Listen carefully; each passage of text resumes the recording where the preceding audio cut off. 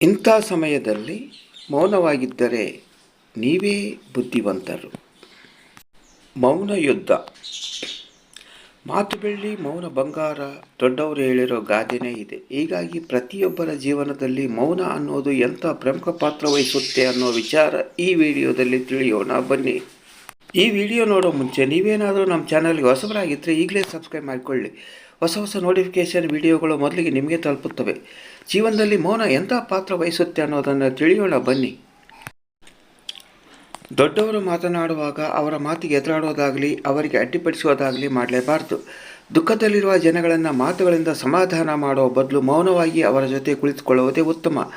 ಸಮಾಧಾನದ ಮಾತುಗಳಿಗಿಂತ ನಿಮ್ಮ ಸಾಮೀಪ್ಯ ಅವರಿಗೆ ಆ ಸಮಯದಲ್ಲಿ ಅವಶ್ಯ ಇರುತ್ತದೆ. ಮನುಷ್ಯನ ದೊಡ್ಡ ಶತ್ರು ಕೋಪ. ಈ ಕೋಪ ಯೋಚನೆ ಮಾಡುವ ಶಕ್ತಿಯನ್ನು ಹಾಳು ಮಾಡುತ್ತೆ, ಗ್ರಹಿಸುವ ಸಾಮರ್ಥ್ಯವನ್ನು ನಾಶ ಮಾಡುತ್ತದೆ. ಹಾಗಾಗಿ ಕೋಪದಲ್ಲಿರುವ ವ್ಯಕ್ತಿ ಮುಂದೆ ಮೌನವಾಗಿರೋದೇ ಒಳಿತು. ಹಾಗಾಗಿ ನಾವು ಚಾಡಿ ಹೇಳೋದನ್ನು ಕೇಳ್ತಾ ಇರ್ತೀವಿ. ಹಾಗೆ ನಾವು ಕೂಡ ಎಷ್ಟೋ ಸಂದರ್ಭದಲ್ಲಿ ಬಾಯಿಯಾಗಿರ್ತೀವಿ. ಆದರೆ ಇದು ಒಳ್ಳೆಯ ಅಭ್ಯಾಸ ಅಲ್ಲ. ಹರಟೆ ಹೊಡೆಯುತ್ತಾ ಇರೋ ವೇಳೆಯೇ ಇರಲಿ, ಗುಂಪಿನಲ್ಲಿದ್ದ ಸಂದರ್ಭವೇ ಇರಲಿ, ಅಂಥ ಕಡೆ ಮೌನವಾಗಿರೋದು ತುಂಬ ಒಳ್ಳೆಯದು. ನಮಗೆ ಗೊತ್ತಿಲ್ಲದ ವಿಚಾರಗಳ ಬಗ್ಗೆ ಮಾತಾಡೋದು ಒಳಿತಲ್ಲ. ಯಾವುದೇ ಚರ್ಚಾಕೂಟ ಇರಲಿ ಅಥವಾ ಚರ್ಚೆನೇ ಇರಲಿ, ಅಲ್ಲಿ ಸೇರಿರೋ ಜ್ಞಾನಿಗಳು ಏನು ಹೇಳುವರು ಅಂತ ಅದನ್ನು ಕೇಳಿಸಿಕೊಳ್ಳಲು ಮೌನವಾಗಿರೋದು ಉತ್ತಮ.